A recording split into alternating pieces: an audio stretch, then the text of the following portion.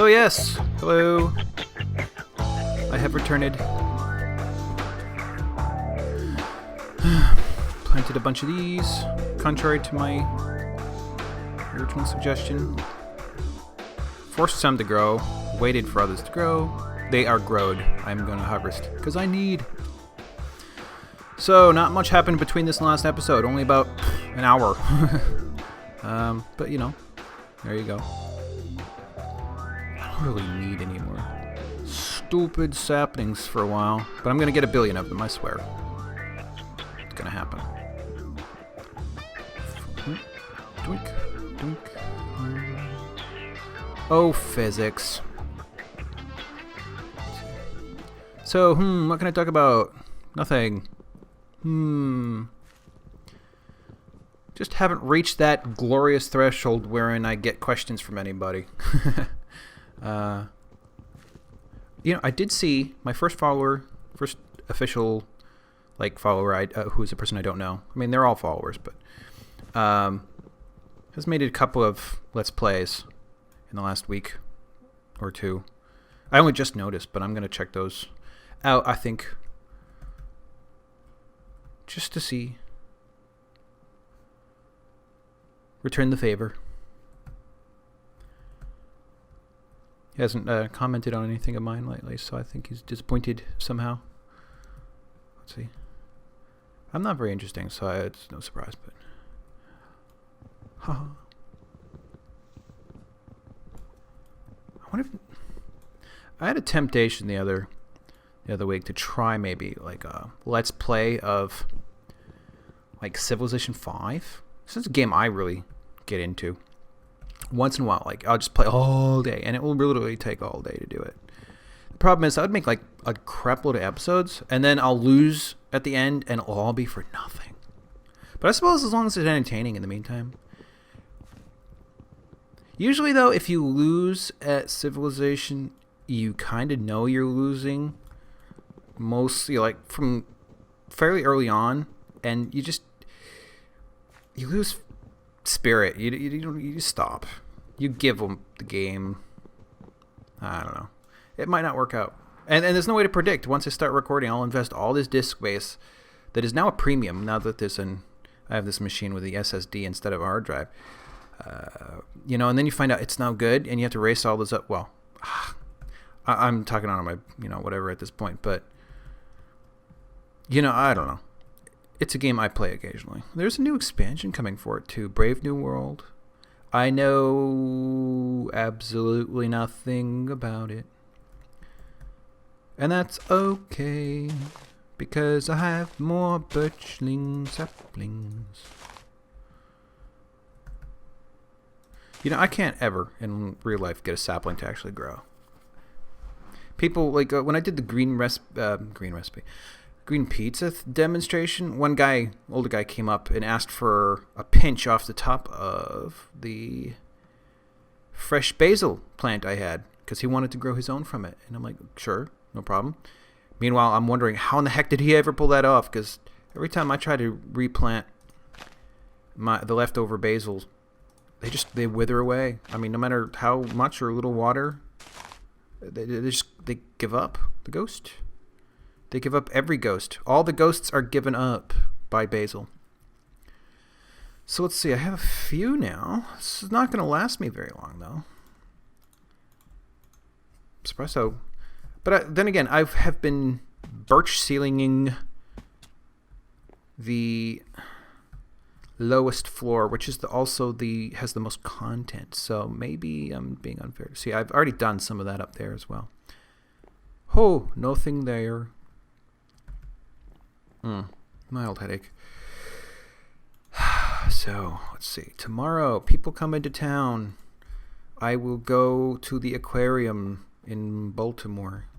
By the time you hear about this, it'll have happened a week prior. I don't know. Hence? Is hence the appropriate term in such a situation?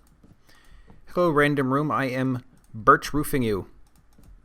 Please. Oh, punk a monkey. Punk a monkey. And I will not be at work tomorrow. Ha ha. Or to the day after. Or even Thursday, though technically I'll be working. But I have to wait for air conditioner guy to come and do a massively expensive repair for a device that I never use.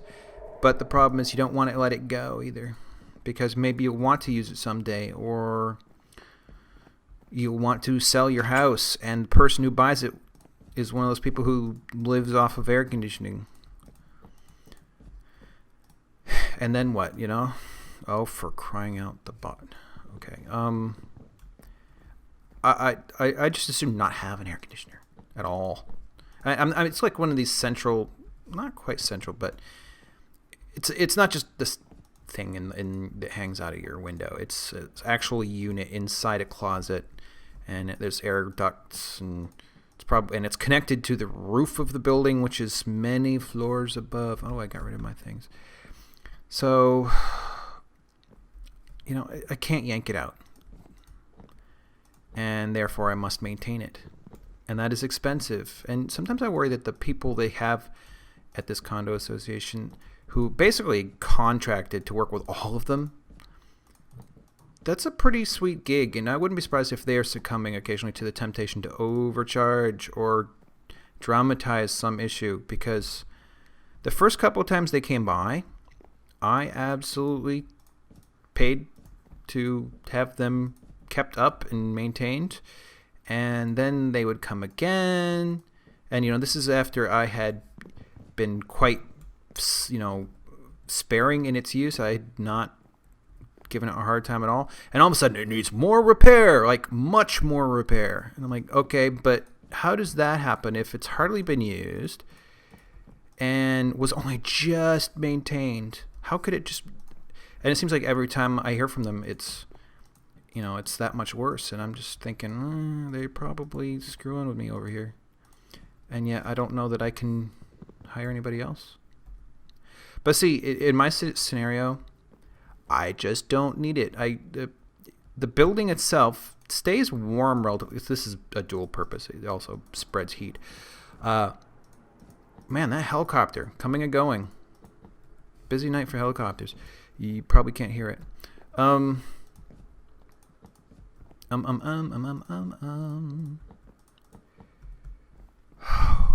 my train of thought is murdered. Punk-a-monkey. I did that one. Did not do this one. Oh, I was in the midst of this one when I ran out. Okay. Oh, yeah. The nature of the building keeps it warmer even on cold days, so it never gets super cold. I mean, in the middle of winter, it might dip down to 58, 60, and I realize people around here think that's frigid, but I come from Maine, okay? That's warm. That's not frigid at all. That's warm. So I don't have much call to turn on the heat, you know. Maybe for a grand total of a week per winter, it will be turned on. And the same can be said for in the summer when it's not on, or when it's cooling. You know, when it's 100 out, I might turn it on. But it's just not that hard to manage your windows. Okay, you open them up. You know, if it's going to be a hot day, you leave them open overnight, even if it's a bit muggy for you. You do that because it will cool off some, and then, you know, leave them open a little bit in the morning, but then you shut them down, and you know, close some curtains so the sunlight doesn't come in, and you will keep your place pretty cool for the entire day. It won't be as cool as if you had an air conditioner, but it will be perfectly fine. So brute forcing with machinery that costs, you know, it needs so much maintenance and so many weird fluids and electricity, it just doesn't make any sense to me. I'm not going to do it. Not until it gets extreme. And that's my rant about air conditioning, or at least the people who insist that mine is always on the verge of dying, despite the fact that they are the ones who have been charged to fix it every single time. It's like, okay, you guys must not be very good at your job. Let's see. Oh, hey, that was a rant. I filled some time. I hope it wasn't terribly boring. Let's see. What else could I talk about? I bumped into the guy. Not that this really matters to any of you, but when I went to the Pearl conference that was mentioned in the previous episode, which was yesterday for me, I bumped into the guy who I agreed to do the email server for this Pearl community. And he's really good at getting people to talk. See, I'm not an initiator of conversation. I'm an introvert. We have our pros, but one con is the fact that we just are not natural conversationalists. This is starting to look kind of complete-ish. But he's pretty good at it. He when there's a gap in the conversation, he just starts asking questions. That's pretty good. So, it's appreciable. Did this one. Did you see that? It's probably just an animation glitch, but it seemed like a shadow dashed across. That would be kind of interesting if the game had little creepy things like that every once in a while. Here's one I can do. And he's pretty well known in the Pearl community apparently. There's another guy who's like notorious. I mean, he's very good at this, but he has very little patience for newbies or like dense questions in like the free node IRC channels for this language. And he was there, and I was like, I never quite worked up the desire to like not really confront him, but just say, I know you. And he'd be like, well, who the hell are you? Because I am not at all known in the community, and it might be some time before I am. But I will be, hopefully. It's a good way to, I don't know, stuff. But end up, somehow my novel came out as a topic. And it's kind of neat to have someone to describe it to. He actually asked useful, like, pointed questions that brought out more details of the story. It was kind of cool. Oops, I did that again. I didn't do it. Okay, I only did it once. Okay, good. Well, once that time. So, maybe that's something I can do on camera. You have to worry about people stealing your ideas or copying your ideas. But I am not a movie studio or a publishing house. So I don't necessarily have the power to produce this story on my own. And at this point, if someone stole it, I'm not really sure it would be the end of the world. Because to a certain extent, this story that's in my novel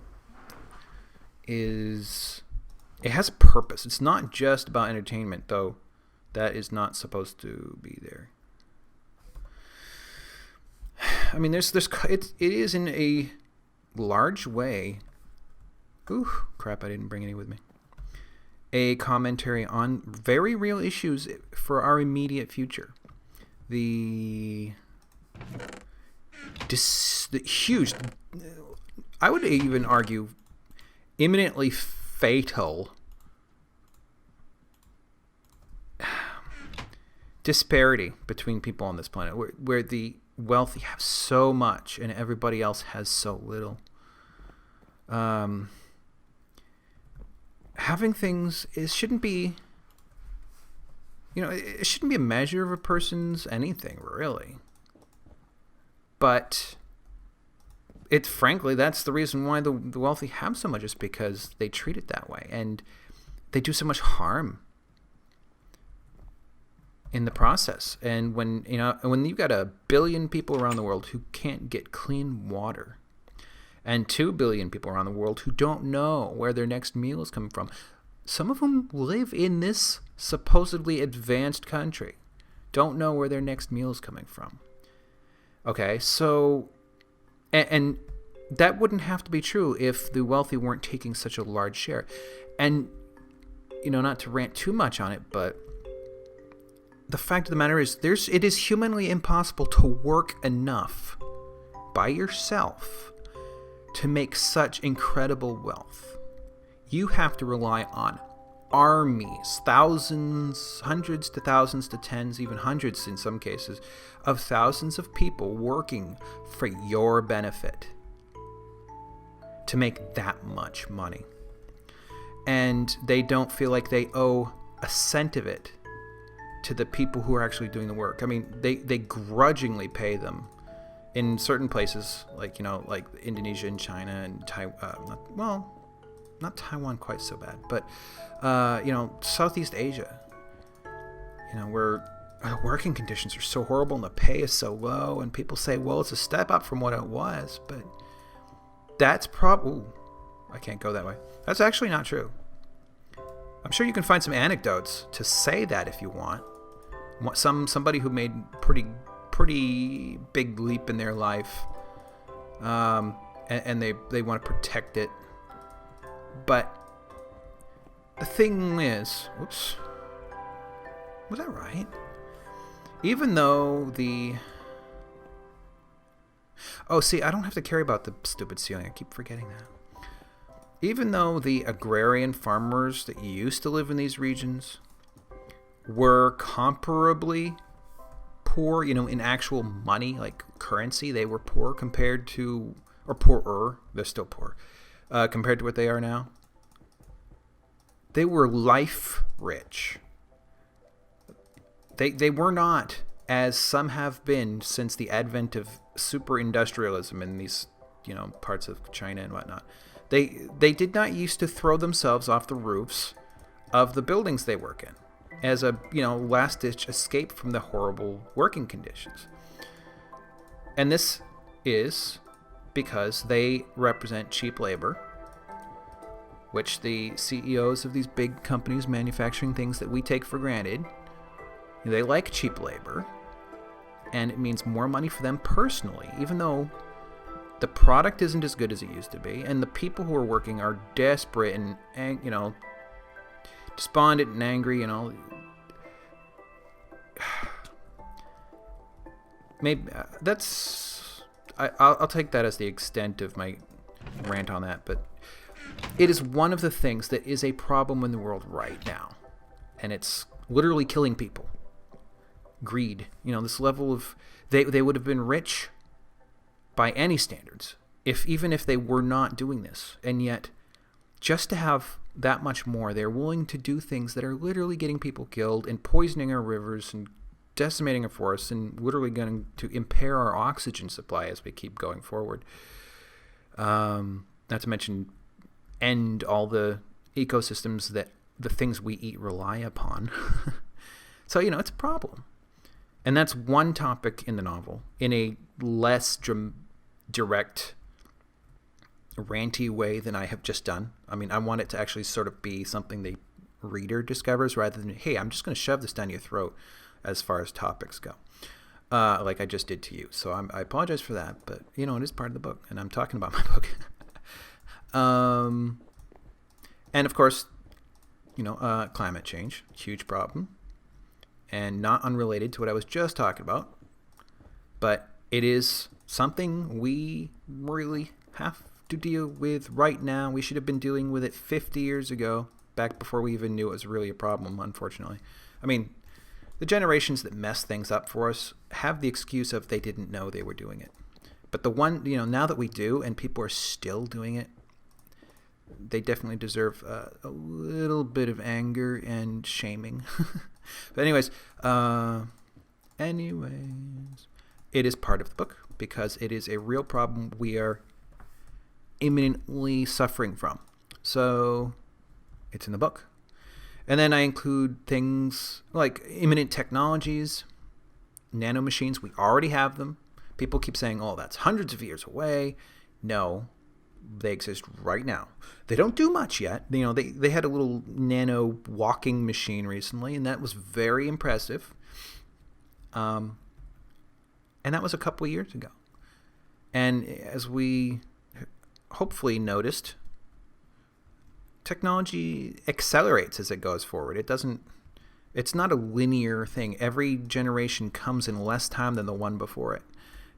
So because of that, sophisticated, highly capable nanomachines we're going to be with us in the next couple of decades, and they're going to completely change everything we take for granted. And the book explores that. It explores some of the bad things. It explores some of the good things. It's one of the things I notice whenever anybody talks about nanomachines, they sort of, if they even know what I'm talking about, that is, or if they have any clue, basically, is what I'm saying, their immediate reaction is this cliche called the gray goo, which is the presumption of, here's a swarm of tiny machines that are all swollen up together into this thing that can consume everything in its path. Technically, that's possible. Gray goo could happen. Probably won't. One of the interesting things about technologies is they're never as good as they were as promised, but they were never as bad as people feared either. And it's going to be the same with nanotechs. Or nanomachines. There's a difference between nanotech and nanomachines. One is just technology that deals with small stuff, and nanomachines is one application of that. So one of these things is not like the other. Let's see. Point being. Yeah, well, it's a technology I explored.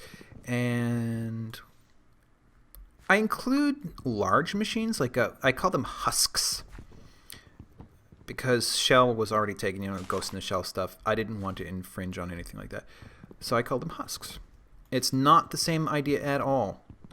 But it can be read that way, and so I didn't want there to be any conflict.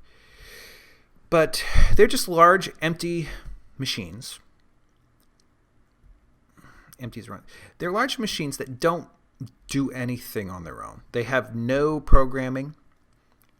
The only programming they have, actually, might be akin to what you consider to be muscle memory in a human being or any animal, where it's basically the programming that deals with controlling how things move and autonomic things like the heart and the lungs.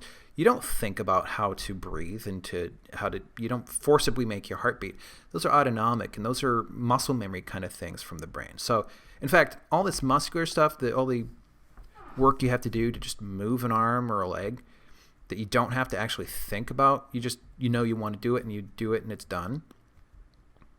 That's what most of brain mass is devoted heavily to this stuff, which is why it's so inaccurate when anybody says, oh, human beings only use 10% of their brain. That's not true. They use 100% of it. It's just the other 85-90% that you aren't using for cognizant things like thinking and feeling are busy controlling your vast network of organs and muscles. And so that part would be present in these husk devices, that, the subtle inner instructions that say, oh, the commander, the thing that's piloting this husk wants you to move. Don't make him do all the equations necessary to make it happen. Just do the translation, move the not hydraulics, but sort of this plastic muscle fiber stuff. Almost like artificial cartilage maybe, but not quite. To be decided. It hasn't... Ooh, I should distribute a few of these while I'm doing it. But, it's a concept in there. I haven't told you the story. I'm not sure if I want to. Because I want people to read this. What I can say... I can say anything I want. It's my friggin' book. Nobody has options on it yet. They may never, because nobody... Again, just like, subscribers to this channel, nobody knows they exist. That's a thing I have to work on. That's really the only thing you have to work on. To a certain extent, that's not true, but I think maybe you'll take my meaning. But I've written the first draft of the first book, and because there's going to be more than one. I didn't even get close to finishing the story, and this is a big book, 125,000 words. Typically, from what I've been told, publishers, when they ask you to write a book, they're looking for 50 to 90,000. So you're talking, in some cases, less than half of what I've written already. But, and I had done this thing. Sorry, I'm kind of distracted now. I'd done this thing where I I started writing it as if it would eventually be a TV series. And TV series is, they're becoming a little bit less reliable these days, but they were typically 26 episodes per season. So I started writing this with that in mind. And I decided, okay, I have 3 main characters. No, Cat, not now. It's a bad time. I'm sorry, Cat. It's like almost all times are bad, but it's not really. I'll do this. Whoops. 3 main characters, right? So maybe I can tell you their names are Haley, Chloe, and Bach. And that's not his last name, that's his first name. Somebody thought it was a cool name, and so it's his first name, and maybe that he got teased about that as a kid. I don't know. They are the main characters. I won't get into that much about them right now, but one of the things I wanted was that each episode slash section of a book, because it would take about 5 to 6 episodes to complete a novel, was from one of their perspectives, and they would rotate. They're only once in the entire series are there back-to-back episodes from the same person. And so let's say, do I want to do this? I don't think I wanted that to do that. Sorry, I'm losing my plan. So basically, in their arcs, which is not an unusual concept. In fact, actually, all stories are told in arcs. Like, this happens, and a number of things happen to make it happen, and then there's a closure, like in Star Wars when the first Death Star is destroyed. That's the end of an arc. But then a new arc begins, and so it is with my novels. There were 5 arcs. So, when you divide 26 by 5, you have 4 arcs of 5 and 1 arc of 6. So what I did was, okay, the first arc is primarily for Bach. So it's a Bach episode, and then a Haley episode, then a Bach, then a Chloe, then a Bach. So 60% of it belongs to Bach. Do I do this on this side? Yes, I do. And then 1 each, because it's not their arc, for the other 2. And then the second arc is mostly Haley. So she gets 3, and then Bach and Chloe each get 1. And then the one in the middle, because Chloe up until this point may not necessarily be she's like a secondary main character, maybe. And because none of this is going to survive, I'll have changed my mind anyways. But basically, in that middle one, because it's an even number of episodes, each person gets 2. So I can't remember. I think it was. So we're talking Bach, Haley, Bach, Chloe, Haley, Bach, Haley, Chloe, Bach. Sorry. You'll probably start to understand now why the first book is on the shelf while waiting for me to mull it over, because I got through the first arc pretty well. I mean, in 5 months, basically what I did was I produced an episode every month, 25,000 words, and this looks done. I don't want to go back for more stone now, is the thing. Let's see. Let's do this one. That looks like... No, that's not done. Okay. I'm a little confused. Sorry, it's also dark. I should probably bring out some friggin' Well, like I said, I produced an episode every month for the first 5 episodes, and then I've completed an arc, and it was satisfactory. It was not horrible writing. One person who is a natural fan, being a relative, who liked it extremely, and that's what you need is someone to critique you who how am I going to do with that? I'll come back to it. Who's not an automatic fan, basically, who can do it more objectively. And someone did, actually, and they were brutal. But that's good. Not in a negative way, but they basically sent it back saying, oh, there was so much info dump at the beginning, I just didn't find the story. Their comment was basically, you need to have grabbed the attention of the person within the first couple of pages. And info dump doesn't get many people. It gets me. See, and that's the thing is, I quite enjoy information. And so info dump stuff is entertaining to me, and that's why it didn't even occur to me not to write it. But, I'm quite possibly unusual, so it is on the shelf while I think about it. And I've been thinking about it way too long, like 2 years now. So it really deserves me to get back to it and rewrite the first one and then move on. And it will not be in the episodic thing, because the problem I had there was after the first arc, the whole plan of... Is this really a room? It is really a room. Okay. The whole plan of having this oscillating arc business... Actually, that's wrong. Got in the way. I couldn't figure out how to continue the story from the perspective of the character who was next up. It just didn't make sense. Oh, this person, it's their turn now to have an episode, but the story isn't in a place that makes sense to be from their perspective. And it was really wrenching, and it's like, I started in on it and it just didn't work. So there are things to think about there. But I believe it is a good story. Whenever I go and I see, like I mentioned on the last... That's wrong. On the last episode, which was, an hour and a half ago or something at this point, I was talking about having enjoyed Oblivion, which I just saw this afternoon.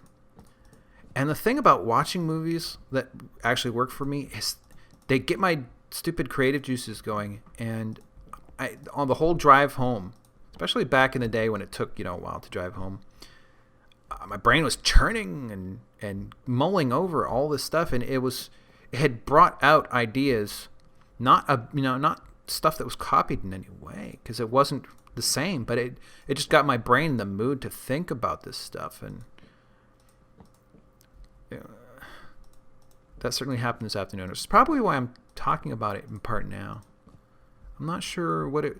There was just something about that guy at the conference, which is where this started, who made it a natural topic to talk about. But it's a thing I want to write. And the point of the book, is to maybe convince a few more people that there are real issues, that are real dangers that we have to deal with right now. I mean, it's already too late to deal with them in a way that will prevent serious damage. The serious damage is already happening. You got towns disappearing in like Siberia and Alaska, and methane is already bubbling out of the Arctic, and unprecedented amounts of melt, and animals whose cycles are absolutely out of whack. They have they're starving because they come out weeks too soon, and all their food is not even ready yet, and they starve, and it might not seem like a big deal to you at the time, but when something else eats it, that is in turn eaten by something else that you eat, and it's starving up the chain, it starts to matter, by which point the time you've noticed it's too late. So, all this stuff. And I want to have commentary on the whole disparity thing between the super rich and everybody else. How nanotechnology can be a part of the solution, really. And how I advocate for geoengineering, which is the concept of sort of editing the world on a grand scale. And I don't mean like the whole world, but for example, I realize my episode's going to start going long, but that's... Oh, I haven't run out of this stuff. One of the issues... I might have talked about this before. I have bad memory about what I have and have not already talked about. But One, and there was a movie, The Day After Tomorrow, which took this very real concept and just super amazingly over dramatized it, because it would be boring in movie format if they hadn't. But it was a real thing, or is a real thing, where if the Gulf Stream, the current of warm water heading up the East Coast and then dodging across over to Europe, if that shut down, Europe would be pretty damn cold compared to right now. It's actually quite warm compared to parts of America at the same latitudes. And I'm sure I wanted to go up, so I'm going to try this. And the mechanism that controls this, that keeps it going, is the North Atlantic bore, which is a place where the water gets so cold and so dense with salt that it sinks, and it brings down oxygen with it and pushes water along. So the conveyor belt of water and... Do I have any? Yes. Okay. Of both oxygen that it brings with it and, it pushes the water along so that the current keeps going. The bore is what keeps it going. And I think there are a few bores around the world. That's just the North Atlantic one. But if it shuts down, we're in trouble. We're serious, amazing trouble. And the point being that it would be a geoengineering project, or geoengineering scale project, to come up with a mechanism to force the bore to keep going, even if the salinity and temperature change enough that it would, without intervention, shut down and cause all this havoc and destruction and all that stuff. So it wouldn't be like tinkering the entire planet, which is not what I'm suggesting with geoengineering, but doing a thing to basically take over a geological function, or a hydrological function in this case, and keep it going when it would have fractured otherwise. And I and a lot of high-end scientists who I generally get these opinions from in the first place are very much of the perspective that climate damage is so extreme at this point that geoengineering may be it may be what we have to do to have the hope of pointing this whole mess back in the right direction, pushing that giant ice cube or snowball back up the mountain it came rolling down from. So there's some of that in the book, geoengineering. And so I want to have commentary, and I want to, it's not really commentary, but like an example, here's what could happen, here's why we should care about it enough that as a global culture we deal with it, we put a lot of energy into it, because this is why. But I also have an idea, in particular with nanotech, about how an actual way we might be able to do something, an idea I have that could solve some problems that I am not qualified to do on my own. I'm not an army of scientists by myself, okay? Which is basically what's going to be needed to make this possible. But, so, what I'm getting at is I want to put the idea out there so that someone who is qualified and capable to try will get the idea to do so. And that's not an irrelevant thing to do. If you're even remotely a fan of Star Trek, for example, and I'm not talking about this new movie, but the series. I mean, they were very optimistic, very high-minded things. And they introduced very real ideas that have since come true. Like the communicator from the original series. Inspired, and in fact, people who worked on what are now called cell phones credited the series for having made them want to make something like that when they were growing up. They grew up, they did it, we now have them. And they credit Star Trek for it. This is something that has never, I realize there are people who are like, Star Wars is better than Star Trek. And that was a neat voice. And I have nothing against Star Wars, but it really has not inspired the kind of, oh, I want to invent things, or I want to be an engineer for NASA and stuff like that, that Star Trek did. Hello, what's going on? That was strange. And that's the thing, is I am not... I probably should have been. I probably should have gone to school for this stuff, but I didn't, and I consider it to be too late. But I am not a scientist. I just follow it, and I have opinions and a well enough informed background that I might be able to contribute at least brainstorming to that. All right, people. Sorry, I'm a little frustrated now because this new machine corrupts Minecraft. Pretty much anytime I try to resize the screen, which I have to do to capture it, it corrupts. It's driving me nuts. Now, anyways, you may have noticed I was cut off in the middle of what I was previously doing, and that's because I ran out of disk space. It was really awesome, damn SSD drive. Great. I'm probably not going to talk about what I was before. Besides, I was past time when the episode could be done anyways.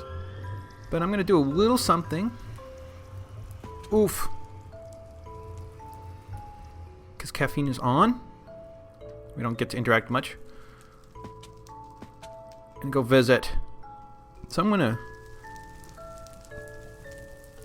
Yeah. But anyways, alternate ending. I think what I'll do is play this brief bit of song that I found while searching for music that was pre-approved for use in things like this. All you have to do is give attribution, which is what I will do.